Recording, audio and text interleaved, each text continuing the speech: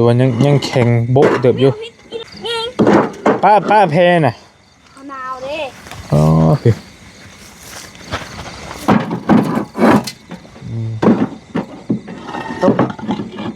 จะก้อนจังสิได้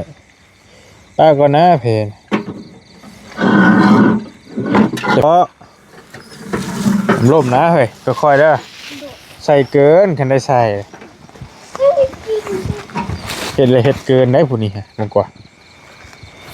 ไม่เท่าเช้าก้อนเพิ่นบอกเดี๋ยวยอมจังดิโอ้เดี๋ยวมาให้พอช่างแล้วก็เฮ้ยงูกับบ้าฮะว่าใครจะเอาโจกงูกับบ้าของแท้เลยมีผิดที่เรื่องงูนี่มีผิดบ่นี่เฮ้ย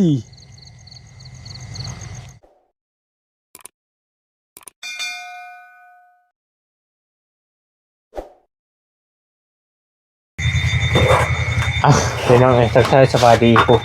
ทั้งพ่อแล้วก็ก็ตอนนี้คือช่องโบเห็นมันนี่นะพ่อเนาะเนี่ยผิดแล้วคือว่าช่องโบเห็นแล้วมีแต่ได้ยินเสียงกันที่ซื่อสะพายของน้ำเสียงดังก็ได้ยินมันได้ยินอยู่แล้วถึงสิปิดมิดช่ำใดก็ได้ยินพี่น้องไงนี่แล้วก็ตอนนี้ขึ้นให้ถือว่าโอเคบัดโอเชเปโชเลยงามลายทักลายมีใจเหลือโบกนะพี่น้องทางของน้ำบักคำพันจะพอเราปั่นตัวนี้แล้วก็ยังเหลือโบกทางนี้แล้วก็ข้างล่างแล้วก็ข้างนี้แล้วก็ห้องนี้เหลือ2ห้องเปลืองปูนแล้วก็ทรายพี่น้องนี่เติบหนึ่งอยู่งานโบกอันนี้ก็ทรายบอลี่คือมาหาศอกมันก็สมมันแหละพี่น้องชื่อว่าเปลือกกับเปลือกชื่อว่าโบเปลืองกับโบเปลืองตัวห้องน้ำมันก็ห้องน้ำใหญ่2ห้องเลยเปลืองได้เติบหนึ่งแหละคักยังบริรับบริโนอนอยู่เราก็ได้ที่ทั้งนี้กับเอาเป็ดกำลังคนกระสอบมันจะบุพับไว้คนละมาเลี้ยงไว้หำไปทั้งบริให้น้องๆเพิ่นเจ้าว่าพี่ก็ได้เลยค่อยๆเลี้ยงเอาให้น้องๆเพิ่นคนอันนี้มาเลี้ยงกันผ้าเอ้ยผ้ามาพี่มาหำมาพี่อันนี้ดูเพิ่นบ่เห็นเอาขึ้นทอดเทิงทางนี้แท้มาซอยไอ้เก็บบล็อกไว้มาจะก้อนหาจะใส่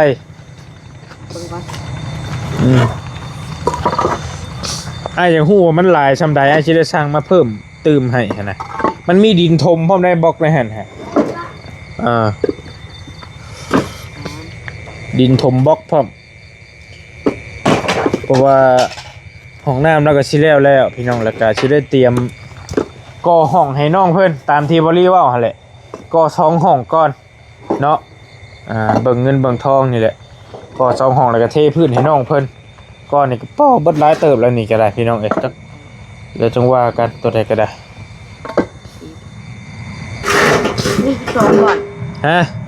12เจ้านับเบิ่งดูนี่จักก้อนมันเหลือว่าจัก3-400บอกเหลือ900ว้าวอ้าวอันนี้พอเฮาก่อมื้อ100ชาวอันที่เหลืออยู่นี่นะเหลือ900เหลือ900มันก็พอแล้วว่าห้องเจ้านี่บ่รวมกับห้องน้ำบ่บ่อาจจะฮู้ตัวมันเหลืออยู่นี่นะสิประมาณจักก้อนมันสิจักก้อนในห้องน้ำก็ห้องเจ้านี่2ห้องเจ้าว่าสิว่าจักก้อนเอาพอสร้างเราประมาณ500ก้อนลองเบิ่งก่อนอาบแล้วบ่น้ำมื้อนี้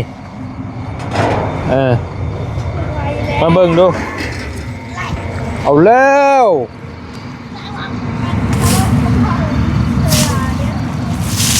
โอเค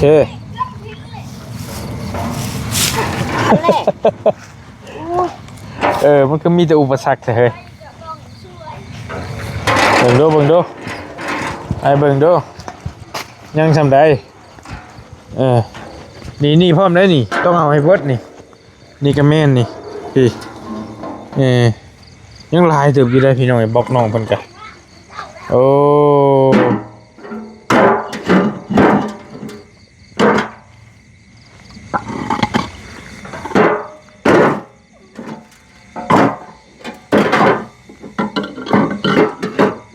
ตัวยังแข็งโบ๊ะเติบอยู่ฮะใช่เนี่ยเกือบนะครับเบ้ย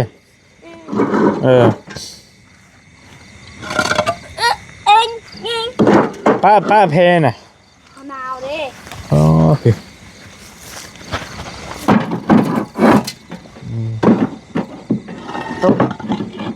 จะก้อนจังสิได้ป้าก็น่าเพนจะผ้ายู่บ่ได้หรอกสิผ้าเอาง่ายนี่ได้จะว่าจะกระเจใช้ลายเฮียชื่อได้หำไปมันแตกมาเลยพอแล้วไม่ขี่เตรียมก่อค่ะพี่น้องเพราะว่าเขาเฮ็ดของน้ำไปสิแล้วเตรียมก่อเพื่อนน้องเพิ่นได้บาด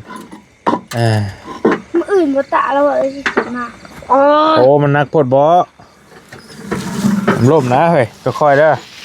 ใส่เกินคันได้ใส่เฮ็ดเลยเฮ็ดเกินได้ผู้นี้ฮะมันกว่าไม่เท่าเช้าก้อนเพิ่นบอกมันจง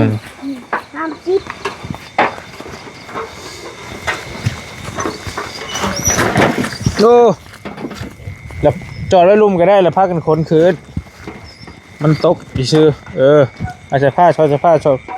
อยขนคืนเดี๋ยวยอมจังดิโอ้เตรียมไว้ให้พอช่างแล้วก็อยากว่าได้ตัวมันยั่งเลยก็จะว่าได้อยากเกือบเครื่องห้องนึงประจักษ์ลายจุดอยู่ด้วยฮะ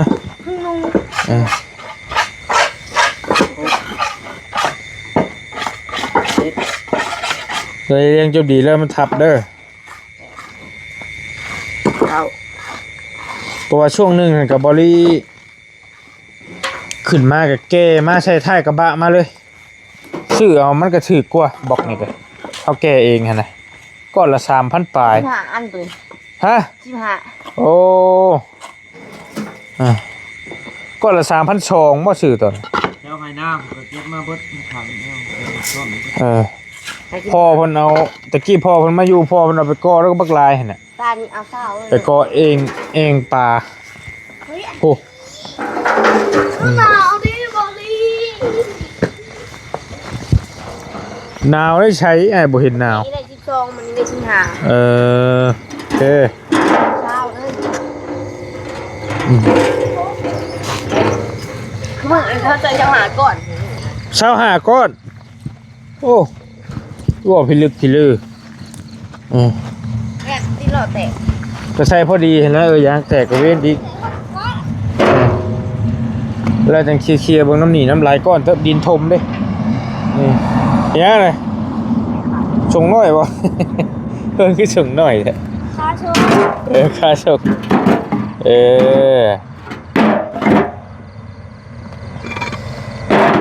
โอ้หมดเอาตัวเทิงก่อนเจ็ดผีเล็กจักผีไม่ได้สิไดเจ้าสิเห็นเรื่อยรอกจะว่าเรื่อยจุ่มหาจุ่มหาอยู่ผู้นี้แหละคันอ้ายอยู่แล้วบ่ค่อยนั้นเห็นอ้ายเฮ็ดแล้วอยากยาอ้ายบ่อยู่ได้เฮ็ดมีคนเฮ็ดเลย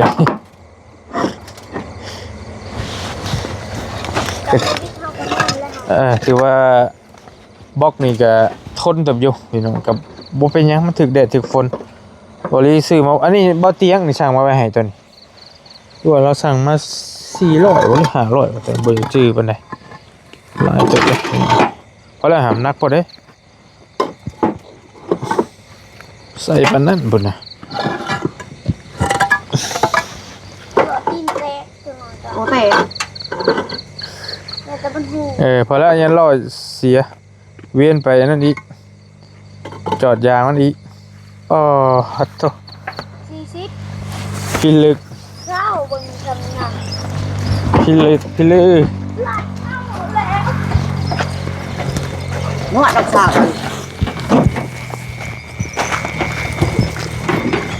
ไป อ๋อไม่เอาขี้แปะได้ อย่าเหยียบมันเลยเหนียวเหยียบมึง จะเก็บเปลี่ยนได้ไปได้อยู่มาเปลี่ยนกันปล่อยกันครับเห็นบอยบอกแล้วเห็นบอเก็บลงก่อนเก็บลงก่อน น่ากว่าเก้าสิบ วางทันเลย เก็บเอามาซอยไอ้ครับยางสิเตกได้ป้ารถป้าบ่โซ่แล้วบ่โซ่แล้วมาพี่หาลงงูอีกบ่นี่พอแล้วครับพอแล้วเฮ็ดดีๆได้ผู้นี่กันเฮ็ดได้เก็บซอยไอ้เลี้ยงหาน้ำเลี้ยงเข้าไป เห็ดงามไปยังมันเตือน อันเฮ็ดเลยเฮ็ดเกินบ่เฮ็ดเลยไป จัดละครับ ดุยังก็พอ ดูลังหัน ดุหลังหันขี้คร้าดหลังฮัก มันละลังเครื่องฮัก ดุหลังหันมันหลังฮัก มันละลังฮัก มันหลายโพด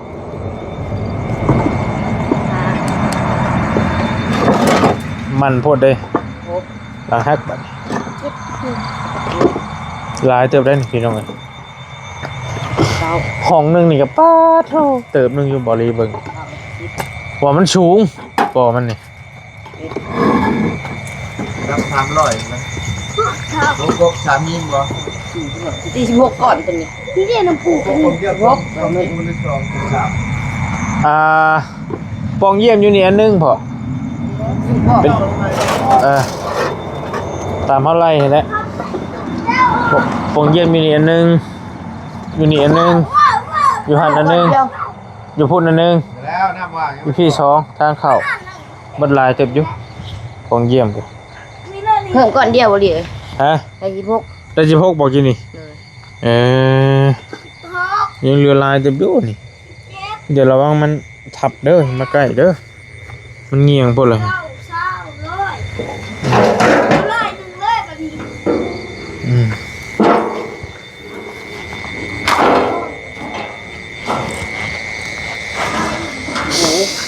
ชั่วโมงแล้วบ่เลย ก็ค่อยใส่ตอนนี้บ่8 โมง20 นาฬิกามาจักล่อแหละล่อที่เท่าไหรนี่ก็ลายจะได้เนาะหามเนาะมันถมฮอดในพี่บอกด้วยว่าชำใด ทุ่มเข้าไป ไอ้ก็บ่ได้เบิ่งว่ะโอ้พระเจ้าเทดินเฮ้ยงู งูกับบ้า ฮะ ว่าใครจะเอาโจกงูกับบ้า ของแท้เลย มีผิดเรื่องงูนี่ มีผิดบ่ นี่ เฮ้ยโอ้ ว่าใครจะเอาโจกเว้ย ปูลอยไปเลย เอาโจกเดี๋ยวปุ๊บจะเป็นอะไรเฮา มันแต่ห่างมันไปแบบเขาได้มันน้อยเนาะห้องแมวจะมาไหม แต่ผิดแห้งกว่างูกระป๋องอีก งูกระบาใช่ลายไรครับมันลอยเขาในเห็นเลยยางรถนะสิหักเลยใส่พิลึก ไปยังไอ้การอีกแล้วอู้ งูกระบาเด้อนี่จะบอกกันเด้อระวังเด้อวันนี้เด้อ เสียงโคตรช้าเรื่องนี้ว่ารถบาดมันเนี่ย โอ้โอเค มา โอเค ได้ยินไงเฮาเนี่ย ใส่กันเอ้าจับป่ะเพราะเราบุกไปก็จะเห็นงูเดี๋ยวกินย่านได้ย่านไอ้เสียวได้ที่เจ้า โอ้ย คนช่วยกัน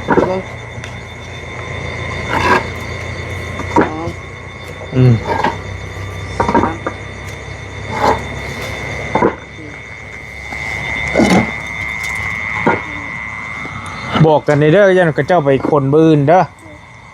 งูกับบาในหันตรงกำลังลอยไป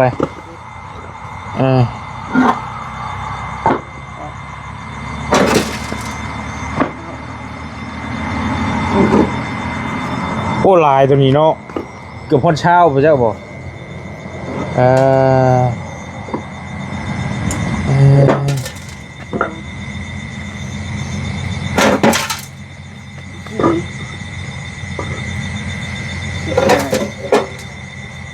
เก่าก่อนโอ้ลายดีแล้วอ่ะร้อยหักเลยโอเคพอก่อนโจกก่อนเห็นงูแล้วเสียวดับบัดนี่ไอ้ก็ได้ฮะพอดว่าหาชิปเจ้าคนนี่ระวังมานั่นเด้อมันทับพอแห้งนี่ก็ได้พี่น้องเลยตกใจแล้วว่าเรื่องงูไปเห็นงูอยู่แล้วกินนี่กันงูกระบาพี่น้องทางโคชานแล้วก็ถือว่าเราผักแล้วพี่น้องทางของหน้าเขากันอ่องตองเยี่ยมอ่องคักลายโอเคลายพี่ลาดหน้าเรามีแต่ห้องอนามัยนี่แหละนี่ก็ให้มันเที่ยงมันก่อยอะไรจังว่ากันเนาะแล้วก็เรียบร้อยแล้วยืนช่องกันบ่เห็นแล้วนะพอดีงามหลายคักลายพี่น้องเอ้ยของน้ำนองเพิ่นจะระบบข้างในแล้วก็แม่นบื้นแล้วก็น่าจะจบแล้วล่ะก็เลยยังได้ให้น้องคนตัวนี้มาต่อแล้วก็จังว่ากันคักถือว่าจบบริบูรณ์เดี๋ยวเราติดบานนี่ก็ได้แล้วอันนี้ก็ยังเข้าได้แล้วนะแต่ว่าเราระบบให้มันงามแล้วก็จังว่ากันเพราะว่ายังบ่ทันบื้นเราติดบานประตูแล้วก็ถือว่าโอเคเข้าได้ละบ่มีปัญหากับตัวนี้แหละเห็นไหมตัวนี้ตัวไม่ฉลาดนี่มีแต่บริสีบาดเฮาว่างบาดได้สร้างปูนทั้งยังก็สิสร้างมากแล้วจังตอกใส่มันพอกระเทินน่ะมันเอาไปแก้เอาก็บ่ได้ พอดีคาราคาช่างเครื่องแผ่นนะบ่ฮอดเครื่องแผ่นนะนิดเดียวกับทั้งหลังกับอะไรทั้งหลังก็บ่จำเป็นก็บ่ได้ใส่ดอกพี่น้องว่าเห็นหลายทีก็เจ้าก็บ่ได้ใส่มีแต่ใช้ทั้งหน้ากับทั้งข้างซื่อแล้วก็แล้วเนาะตัวนี้ก็บ่มีปัญหาอันน่ะเจ้าบ่กินข้าวบ่หามบ่น่ะไปเด้อเด้ฮะ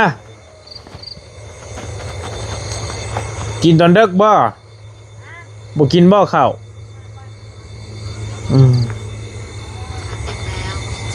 เผ็ดแล้วก็ตึมไปเลยได้พี่น้องเลยไปพี่น้องมีแต่ที่คอโตเดินทางแล้วบอลีก็ได้มีแต่ระวังเลยเด้อพอเด้องูอีกได้กินอีกก็ได้ตัวใหญ่นึงนะฮะลอยอยู่ในบล็อกขนาดพี่น้องเลยมันก็อาศัยอาศัยที่ช่องซุมอยู่ระวังนี่เบิ่งเด้อขออนุญาตพี่น้องเลยโอ้โหกินได้เป็นลูกช่างอีแลเบิ่งทรงนี่ได้เจ้านะโอ้นอนนี้โอ้ยเนาะยังบ่ทันอาบน้ำใช่บ่ลูกเรียบร้อย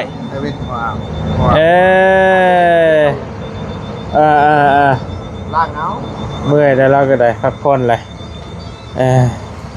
พอมันนอนอยู่ใน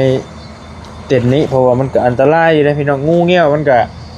ลอยขึ้นมาได้เลยสบายนี่มันนอนอยู่พื้นเด้ใครดอกฝนบ่ตกบ่ได้ถ้าฝนตกแล้วยันมันลอยขึ้นมาสดนั่นแหละงูเงี้ยวเขียวกระโปรงก็ได้ไปมีแต่นั้นเด้อเฮาเมื่อป้าเด้อโดอยู่ดีมีเฮงพักผ่อนนั่นแหละแล้วจังว่ากันเพราะว่าเมื่อยแล้วเราก็เฮ็ดบัดมื้อหากระพักพอแล้วก็ได้เมื่อป้าก่อนพี่น้องเอ้ยเบิ่งน้องแมวจ้ะนี่พี่น้องครับผมไปตรงเพชรตังปีเผื่ออยู่กินไม่งีบ่นี่ก็ได้หิวกินไปได้เลย ไปโอเคพี่น้องมีแต่บอลลี่สิขอโตวเดินทางก่อนมีแต่ให้น้องเพิ่นขนบล็อกมาเตรียมไว้เดี๋ยวมื้ออื่นจังเตรียมคนใหม่เพราะว่ามันมีงูมีหยังก็อันตรายอยู่มีแต่บอลลี่สิกั้นให้2ห้องคือบอลลี่เว้าหั่นแหละสิเป็นทางเข้าอยู่นี่นะ2ประตูห้องไผห้องมันเลย แล้วก็กั้นทั้งกลางเป็น2ห้องแล้วก็เดี๋ยวบางก่อนอาจจะใช้หน้าต่างอยู่นี่คู่นึงหน้าต่างน้อยเนี่ยแล้วก็อยู่หันคู่นึงอยู่หันคู่นึงอยู่หันคู่นึงนะประมาณ4คู่วงกบน้อยแล้วก็วงกบใหญ่ทางเข้านะ2คู่ปานนั้นแหละพี่น้องเนาะแล้วก็เฮาเบิ่งประมาณเบิ่งบล็อกก่อนนะว่าสิเบิดจักก้อนแล้วก็จังค่อยว่ากันพอแล้วก็ไล่ๆเบิ่งนี่ก็ห้องนึงก็เบิดอยู่ประมาณ300-300เด้อเนาะ300มันก็เพื่อเฮาตัดวงกบออกอีกก็วืบไปหลายเติบอยู่พี่น้องเนาะเอาใดๆก็แล้วแต่ฝากติดตามเนาะเขียดน้องๆเพิ่นในตอนต่อๆไปเนี่ยใดก็จังว่ากันพี่น้องเอ้ยอยู่ดีมีแฮงโชคมาร่ำรวยเนาะขอตัวเดินทางก่อนมาสิดึกสิดื่นเพื่อสิฮอดบ้านฮอดช่องบ่ลีก็ได้บ๊ายบายเด้อพี่น้องเด้อเจอกันใหม่โดย